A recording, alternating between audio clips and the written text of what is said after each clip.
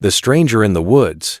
It was supposed to be just another camping trip, a chance for me and my two friends, Jake and Alex, to escape the stress of college life, unwind, and enjoy the fresh air of the wilderness. We found a secluded spot deep within Black Hollow Forest, a place we had heard about from locals who spoke of its dense woods and breathtaking views. They never mentioned the stories, the warnings. We arrived late in the afternoon, set up camp, and gathered around a small fire, sharing laughs and stories under the fading light. The forest was eerily quiet, save for the occasional rustle of leaves in the cool breeze. As night fell, the fire's glow became our only source of comfort amidst the looming darkness. Around midnight, Jake suggested we explore a nearby trail that supposedly led to an abandoned cabin. "What's the worst that could happen?" he joked. Despite Alex's hesitation, we grabbed our flashlights and ventured into the woods, following the narrow, winding path. The forest felt different at night, alive, almost watching. The deeper we went, the quieter it became, as if the trees themselves were holding their breath. Our flashlights barely pierced the thick darkness, creating shadows that danced and shifted with every movement. After about 30 minutes, we stumbled upon the cabin. It was small, weathered, and looked like it hadn't been touched in years. The door hung slightly ajar, creaking softly with the breeze. Jake, always the fearless one, pushed it open and stepped inside. Alex and I followed, our flashlights revealing peeling wallpaper, broken furniture, and shards of glass scattered across the floor. That's when we heard it. Footsteps. Outside. We froze, exchanging nervous glances. Jake whispered, "Probably just an animal." But deep down, we knew better. The footsteps were too deliberate, too human. Jake peeked out through a crack in the wall. His face went pale. "There's someone out there." Alex and I rushed to his side, careful not to make a sound. In the faint moonlight, we saw a figure standing just beyond the tree, limb motionless, facing the cabin. We couldn't make out any details, just a dark silhouette, standing unnervingly still. Panic set in. Who would be out here at this hour?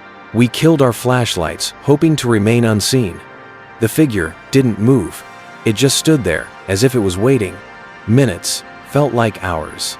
Then, without warning, the figure started walking toward the cabin. Jake whispered, "We need to get out now." We slipped out the back, hearts pounding, moving as quietly as possible. But the forest wasn't on our side. Twigs snapped underfoot, and suddenly, the figure stopped. We didn't wait to see what would happen next. We ran. The sound of footsteps followed us fast, heavy, relentless. I didn't dare look back. My lungs burned, and my legs screamed with exhaustion, but adrenaline kept me going. Eventually, we saw the faint glow of our campfire in the distance. We sprinted toward it, collapsing around the dying embers. We were alone. No sign of the figure. We didn't sleep that night. The next morning, as the sun rose, we packed up hastily. But before we left, we found something near our tents. Footprints, not ours. They circled our campsite over and over, as if someone had been watching us all night. We thought we had escaped, but the nightmare wasn't over. The return. Weeks later, Jake couldn't shake the feeling of being watched. He kept his blinds closed, his doors locked, jumping at the slightest sound. One night, he called me in a panic. "He's outside my window," he whispered. I rushed to his apartment, but by the time I arrived, Jake was gone. His front door stood ajar, the lock broken from the inside. On the floor was a small piece of paper with one word scribbled in shaky handwriting: "Run." The police found no signs of struggle, no fingerprints, nothing. Jake had vanished without a trace. Alex and I tried to move on, but the guilt gnawed at us. We returned to Black Hollow Forest, desperate for answers. Armed with flashlights, we retraced our steps to the cabin. It was gone. No cabin, no trail, just dense woods where it once stood. That night, as we set up camp near the old site, we heard the footsteps again. This time, closer, louder, unmistakable. And then, a voice low, guttural, and filled with malice. "You should have stayed away." We ran, but I knew deep down we'd never escape. The final revelation. Months passed, but the memories haunted us like shadows we couldn't outrun. One night, Alex called me, his voice shaking.